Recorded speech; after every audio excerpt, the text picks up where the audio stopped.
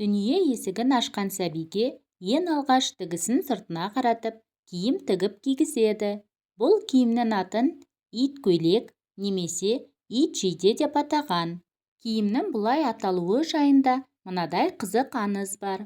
Алла тағала адамның мүсінін жасағанда, оның кіндігінен алынған бір шөкім балшықтан итті жаратады.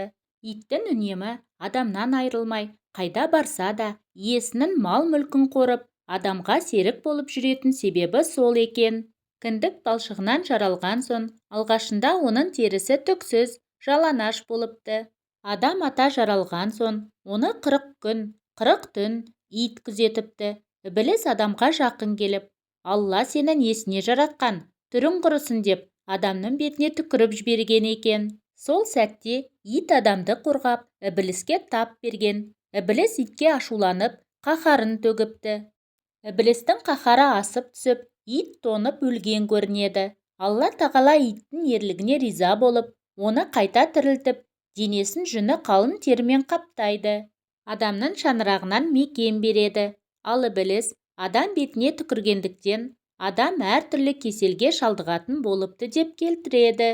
Тағы бір аңызда адам денесінің топырақтан жаралғаны туралы оқуға болады. Аңыздың желісі бойынша Алла тағала адам кескінін балшықтан жасап, оны итке күзеттірген екен. Осы сәтті пайдаланған Ібіліс адамның кескінін саусақтармен нұқып кетіп, оны былғап қойған. Содан кейін адам өмірінің соңына дейінгі күндері бейнетке толы болған деседі.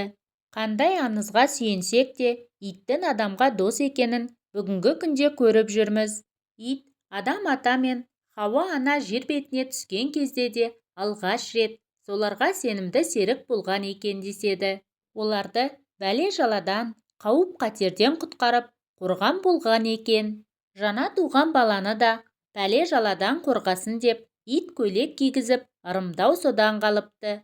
Ит көйлекті бала қырқынан шыққанша кигізеді. Оны шыт, сиса, бәтес, бөз сияқты жұмсақ маталардан жасайды. Тысын сыртына қаратып, шетін бүкпей пішеді. Жағасын ойып, өңіріне баланың басы сиятындай етіп, тік-тілік жасайды. Баланы қырқынан шығарған соң, ит көйлекті далаға тастамайды. Дауға барған адамдар, жауға шапқан батырлар баласының ит жейдесін қойнына тығып, өзімен бірге алып жүрген. Себебі көйлек қауіп-қатерден, бәле-жаладан сақтайды деп ырымдаған. Тіпті баласы жоқ әйелдерге ит көйлекті ырым етіп беретін болған.